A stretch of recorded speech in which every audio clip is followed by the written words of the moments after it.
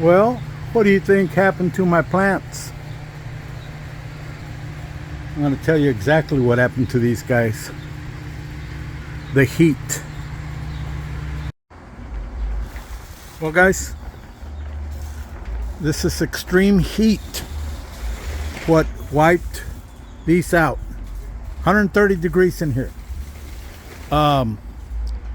It's weeding out my weak. All right, I want to plant a big crop, and this is telling me what can take the heat and what can't take the heat. Now, that doesn't mean that I'm not going to use it. I could use cuttings for grafting on the base or grafting on the top. Some of these grow real fast. I like that as a graft. That can be my root base, but you can see what took a beating. Diego's Desert King, man, it stood up like a champ. George's White, Vietnamese White took a beating. Not as bad. Del Diego was just pounded.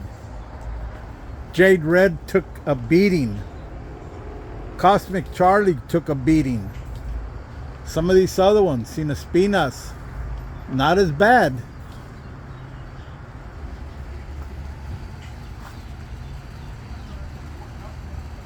Just to give you an idea, I've done other stuff. I got stuff out here to get real cold as well, guys.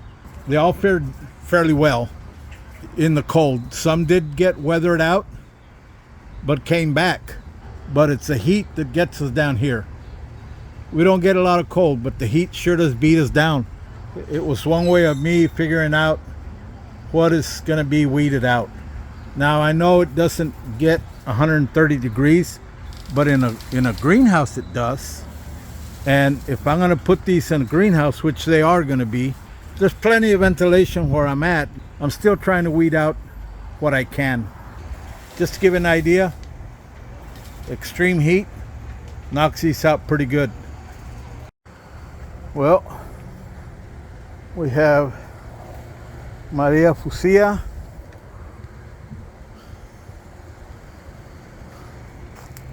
That's a Pelora right there. And we have Cosmic Charlie. Quite the parade. Uh-oh, there's another one.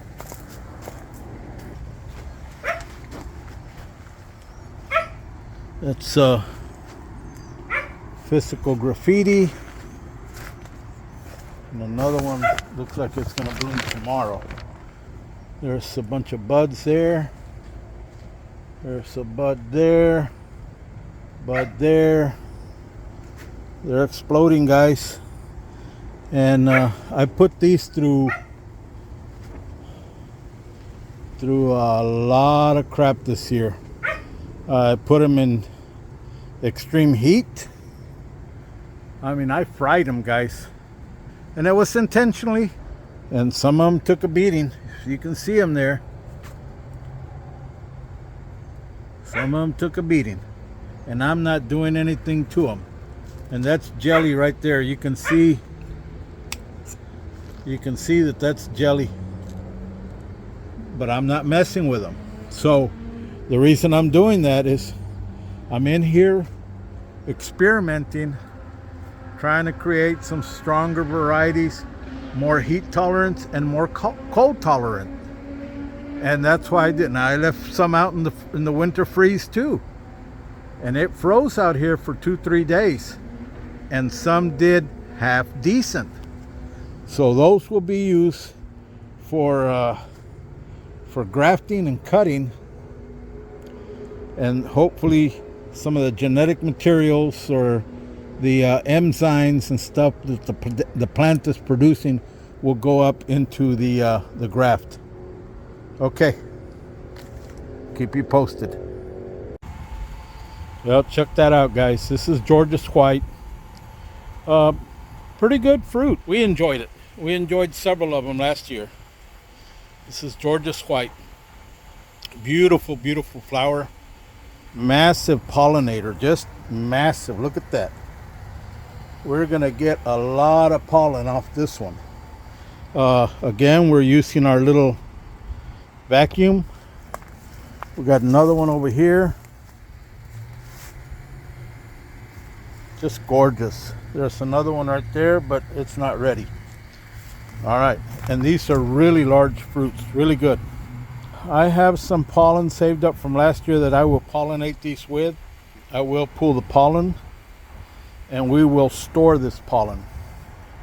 Georgia White's pollen does help produce a little bigger fruit on the ones that I have tried. It's a good pollinator. Let's start pulling some of this pollen. We'll come to this far flower. Let's go.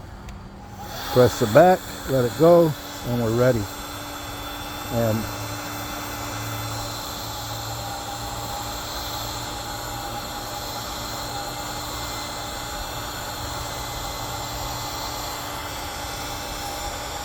we'll do a little sweeping motion there, go into the deep down at the bottom and then come up. Or you could start from the top a little bit so that you don't shake it off if you go in there.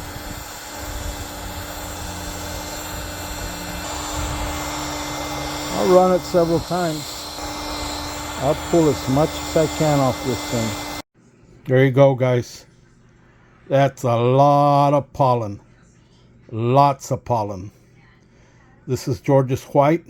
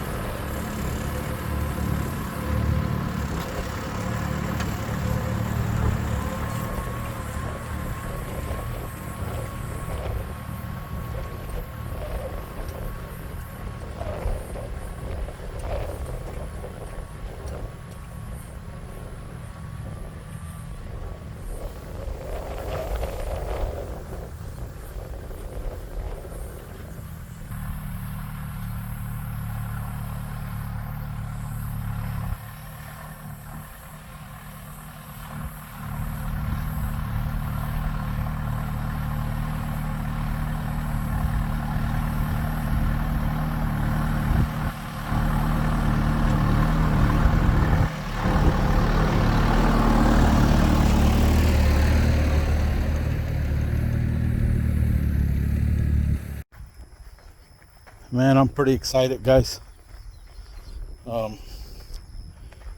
Disced up pretty good. I wish I had a chisel where I could break this up some. It's a bit compacted, but we got some good soil on top. We'll see what happens. Keep you posted.